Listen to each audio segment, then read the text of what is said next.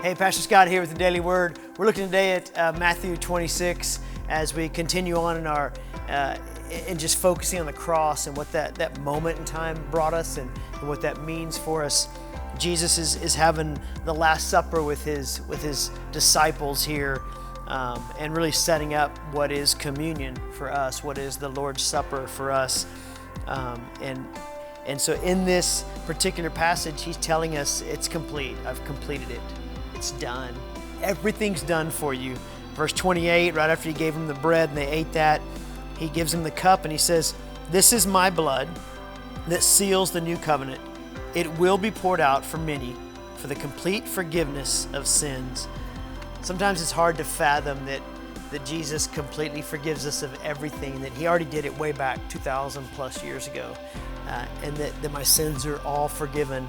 I don't have to earn it. I don't have to, stay in the good graces of God for him to like me. I don't have to keep going back to him and saying, please, please, please forgive my sins. But he did it. It was the complete forgiveness of sins. And it's impossible that it gets any better than that. That covenant that he was talking about, that's really in more than just a new covenant, it's a renewed covenant. The way it was always meant to be, it's a repaired covenant because we broke it in the garden and before Jesus comes into our lives at salvation, we're rebellious and we're in sin, and so at salvation we're made right, we're made clean, we're made whole, complete forgiveness. You are completely forgiven. Now live in that, and then take that message of hope and life and completion to those who need it, because there are people who are incomplete. There are people who are broken.